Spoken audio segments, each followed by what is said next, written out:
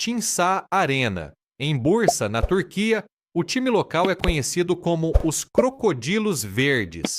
Então, quando a cidade decidiu construir um novo estádio, levou o apelido a uma escala quase absurda. A cobertura e a fachada foram desenhadas para transformar o edifício em um crocodilo gigantesco. A cabeça aparece atrás de um dos gols, enquanto o restante da arena forma o corpo do animal. Mas essa aparência não é apenas uma pintura sobre concreto. Para produzir a silhueta, foi necessário envolver a arquibancada convencional com uma estrutura metálica curva, capaz de sustentar o revestimento sem prejudicar a visão dos torcedores. O projeto foi planejado para cerca de 45 mil pessoas, com dezenas de acessos independentes. Isso exige que o formato divertido continue obedecendo a regras sérias de circulação, evacuação e estabilidade. Por baixo da pele verde, existe uma arena bastante tradicional. A estranheza nasce da segunda estrutura construída ao redor dela, como se um estádio comum tivesse sido engolido pelo mascote do próprio clube, Gospan Dolak. Na cidade croata de Imotski, o estádio não precisou imitar um monumento. Ele foi colocado diretamente aos pés de um. De um lado está uma parede de rocha. Acima dela, aparece a fortaleza histórica de Topana. Nas proximidades fica o Lago Azul, formado dentro de uma enorme depressão natural. O campo ocupa uma faixa estreita de terreno entre essas formações, com arquibancadas compactas acompanhando o espaço disponível. Em vez de nivelar uma grande área e impor uma geometria perfeitamente simétrica, a implantação aproveitou o relevo existente. Isso reduz a escala da intervenção, mas cria outras dificuldades. A drenagem precisa lidar com a água que desce pelas encostas. Muros e taludes devem permanecer estáveis. A circulação do público precisa funcionar dentro de um terreno comprimido e irregular. O resultado parece uma arena escavada por acaso entre a cidade e o penhasco.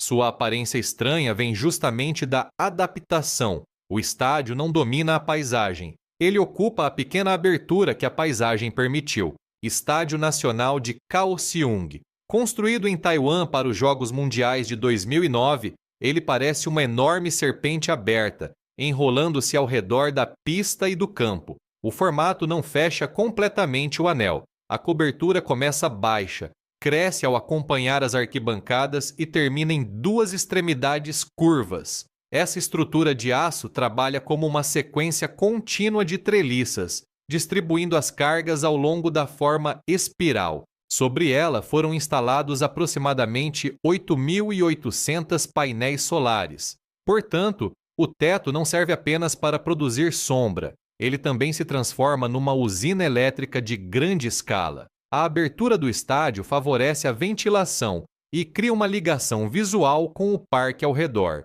mas rompe com a imagem clássica de uma arena fechada e simétrica. Cada decisão cumpre mais de uma função. A curva conduz o público, sustenta a cobertura e oferece área para captar energia. Visto do alto, o estádio parece estar em movimento, mesmo sendo uma estrutura permanente de aço, concreto e vidro. Al-Janoub. Em Al-Wakra, no Catar, a cobertura branca e ondulada ganhou muitas comparações populares, mas a explicação oficial é mais específica. O desenho foi inspirado nas velas dos barcos Dhow, usados durante séculos para pesca, comércio e coleta de pérolas no Golfo. As curvas não poderiam ser apenas decorativas. Em um clima extremamente quente, a cobertura precisava produzir sombra e colaborar com o controle do ar dentro da arena. Uma parte do teto é retrátil.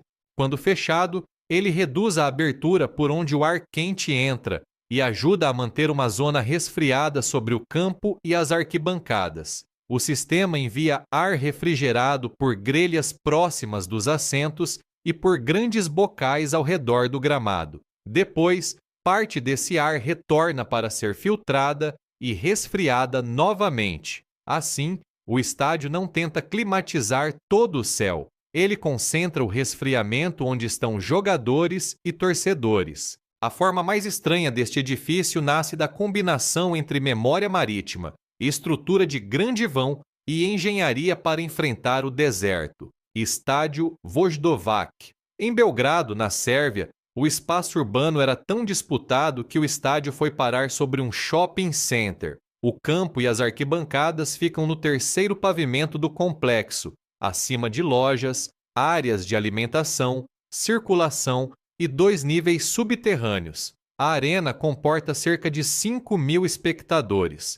Colocar futebol no teto muda completamente o caminho das cargas. O peso das arquibancadas, dos jogadores, do público e dos equipamentos precisa atravessar a estrutura comercial até chegar às fundações. Vibrações produzidas pela torcida não podem comprometer o conforto dos ambientes inferiores. A impermeabilização também é essencial, porque chuva e drenagem do campo estão diretamente acima de um edifício ocupado. Até uma bola que sai do gramado exige redes e barreiras adequadas. A solução reúne 2 construções que normalmente disputariam o mesmo terreno. Durante o dia, pessoas fazem compras nos pavimentos inferiores. Poucos metros acima, um campeonato profissional pode acontecer sobre a cobertura. Não é um estádio ao lado do shopping. O próprio shopping funciona como seu terreno artificial. Estádio 974. Perto do porto de Doha, esta arena parece ter chegado dentro da própria carga. Sua estrutura combina uma armação de aço, assentos removíveis e contêineres marítimos coloridos. O número 974 faz referência tanto à quantidade associada ao projeto quanto ao código telefônico internacional do Catar. Os contêineres não aparecem apenas como decoração. Eles organizam diferentes funções do edifício, enquanto os componentes foram pensados para serem separados, empilhados e transportados. É uma estratégia conhecida como projeto para desmontagem. Em uma obra convencional, soldas, concretagens e acabamentos criam ligações difíceis de desfazer. Aqui, a lógica modular procura permitir que partes da arena sejam retiradas e reutilizadas em outros projetos. Isso não significa que qualquer estádio de contêineres seja automaticamente sustentável. O benefício depende de desmontagem, transporte e reaproveitamento realmente acontecerem. Durante a Copa de 2022, a arena recebeu mais de 40.000 pessoas por partida, e apesar dos planos divulgados, não se deve afirmar que ela já desapareceu. O estádio continuou sendo utilizado posteriormente. A Arena de Ekaterimburgo. Para a Copa do Mundo de 2018, a Rússia precisava ampliar um estádio histórico sem destruir suas fachadas neoclássicas. O edifício original da década de 1950 tinha colunas, esculturas e elementos protegidos. Ao mesmo tempo, a capacidade exigida para o torneio era maior do que a necessária depois dele. A resposta foi construir 2 arquibancadas temporárias atrás dos gols. Até aí, nada tão incomum. O problema é que o novo volume não cabia dentro do contorno preservado. As arquibancadas atravessaram as aberturas e avançaram para fora das paredes, apoiadas sobre enormes estruturas metálicas.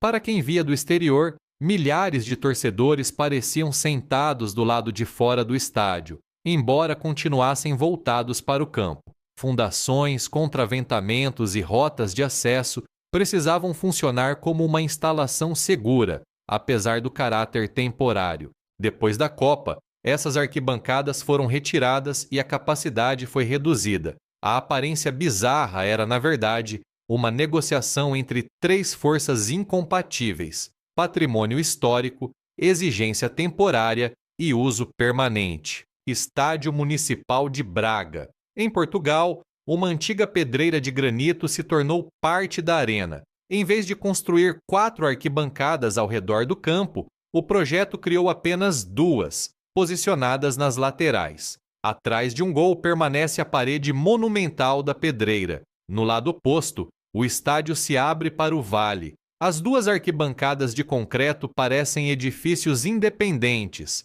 mas suas coberturas são ligadas por mais de 65 cabos de aço que atravessam o espaço sobre o gramado. Suspensas nesses cabos, As placas da cobertura trabalham de maneira semelhante a uma grande estrutura tensionada. A inspiração declarada veio das antigas pontes incas. O desafio não estava apenas no teto. Escavar uma pedreira significa controlar blocos de rocha, estabilizar taludes e encaixar fundações num terreno que não oferece a regularidade de um lote vazio. Com aproximadamente 30 mil lugares, Braga demonstra que um vazio também pode fazer parte da arquitetura. A ausência das arquibancadas atrás dos gols não parece algo inacabado. Ela transforma rocha, céu e paisagem em paredes naturais do estádio. Sapporo Dome. No Japão, não é apenas o teto que se movimenta. O campo inteiro sai do edifício. A plataforma de grama natural mede 120 por 85 metros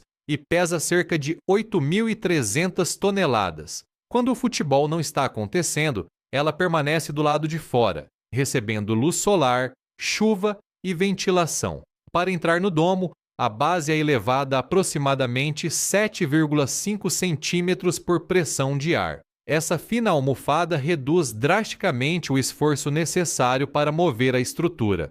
34 rodas conduzem a plataforma a uma velocidade de cerca de 4 metros por minuto. Dentro da arena, arquibancadas móveis giram e mudam de posição para converter a configuração usada em outros eventos. O processo completo entre modos leva várias horas. A solução separa duas necessidades que normalmente entram em conflito. O público quer um ambiente fechado e protegido. A grama natural precisa crescer ao ar livre.